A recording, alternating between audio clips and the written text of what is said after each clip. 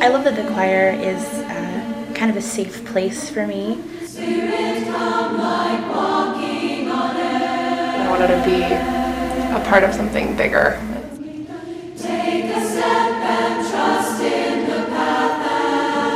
But it's just a group that makes you feel good all over. You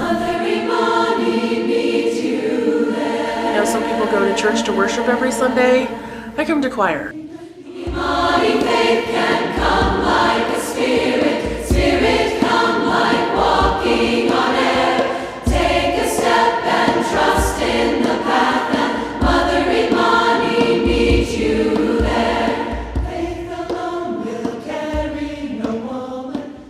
I'm Mark Swilling, the artistic director of the Denver Women's Chorus, now in my 12th year with the chorus. I think the choir is full of interesting, smart, wonderful people. I think it's a best kept secret in Denver.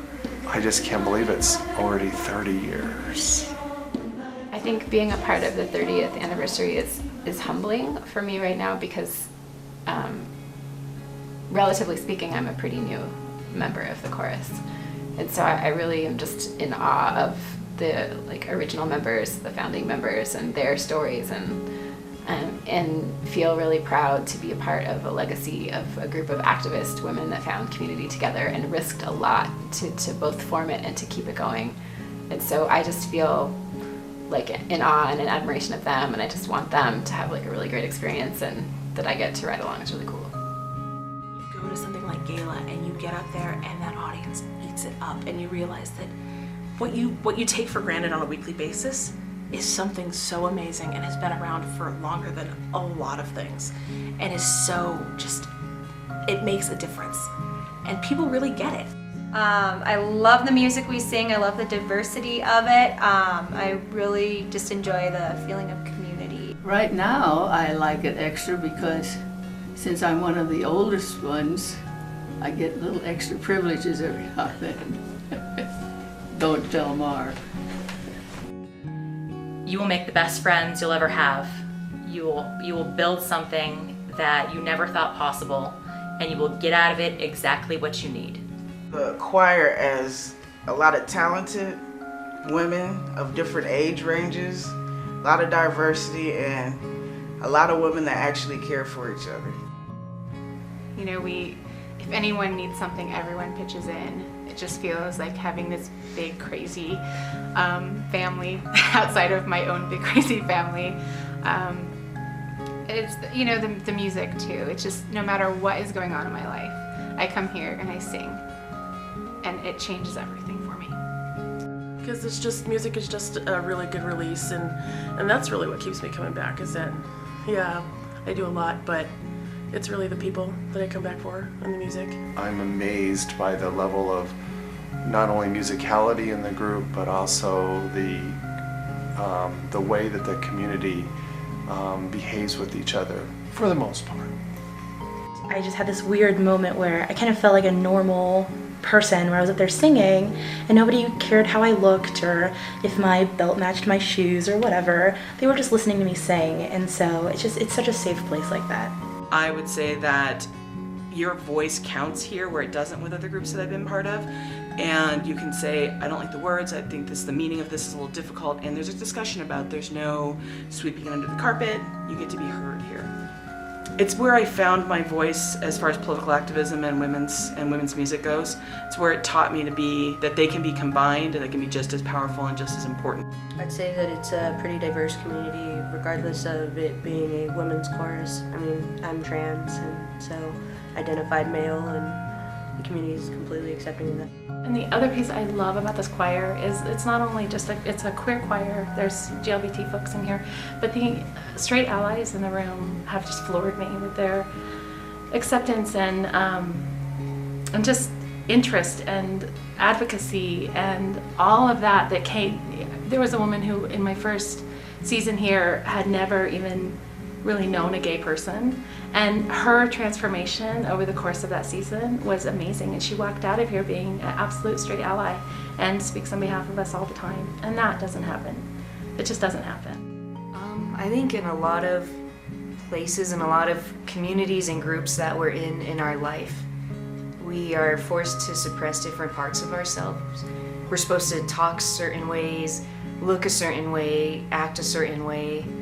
The Denver Women's Chorus is really the first place that I've experienced that I don't have to suppress any of those parts, to where my quirkiness, the things about me that make me unique and diverse aren't just accepted, but they're viewed as things that contribute positively to the community.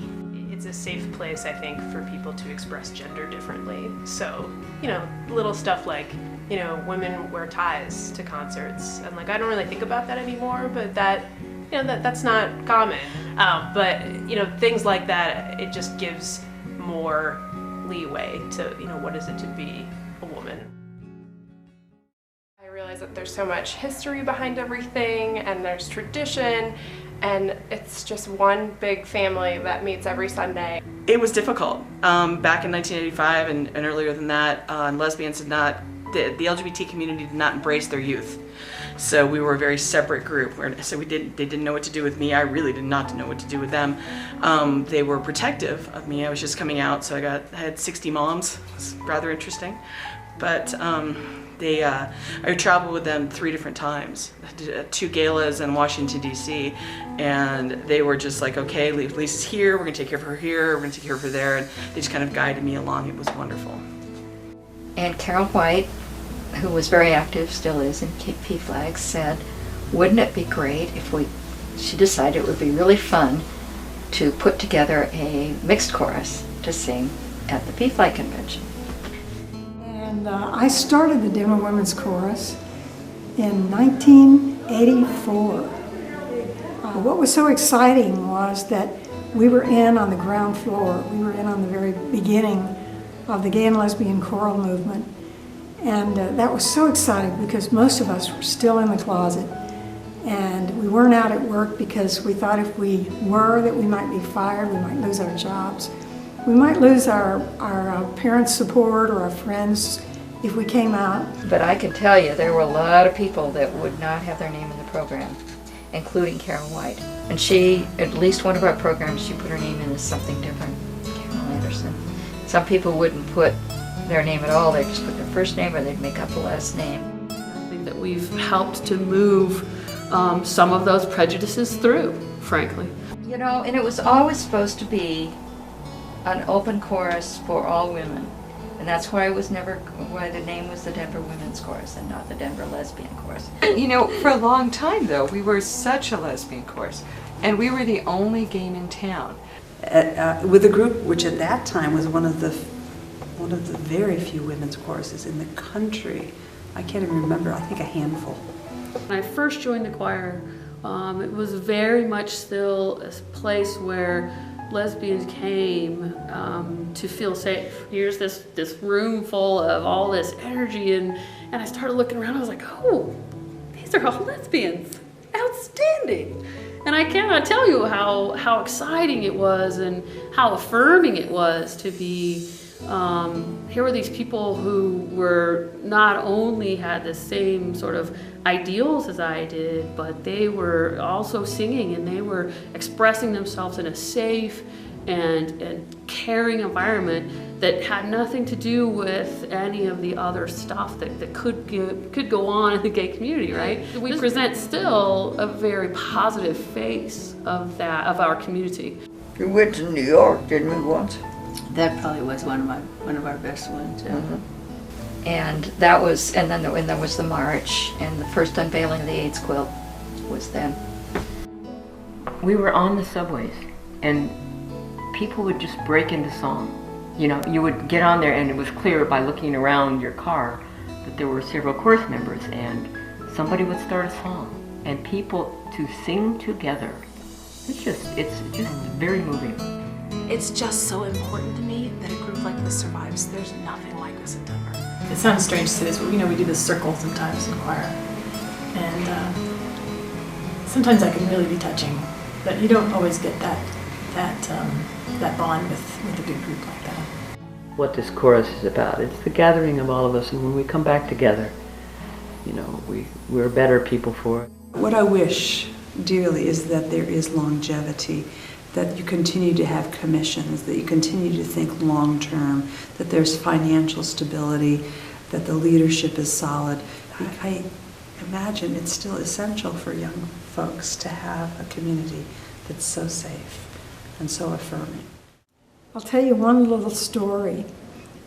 When we were on the airplane going to Minneapolis in 1986 for the second gala, and this was the first time that a women's chorus had participated. We were 30,000 feet in the air, and we were so excited because we were going to sing with 16 gay men's choruses, and this was the beginning of the movement. We were going to sing in Orchestra Hall in Minneapolis, Minnesota, with a famous conductor. I conducted the Denver Women, but then we all got together and we had a famous conductor come in with an orchestra, and we did a piece that was commissioned for that.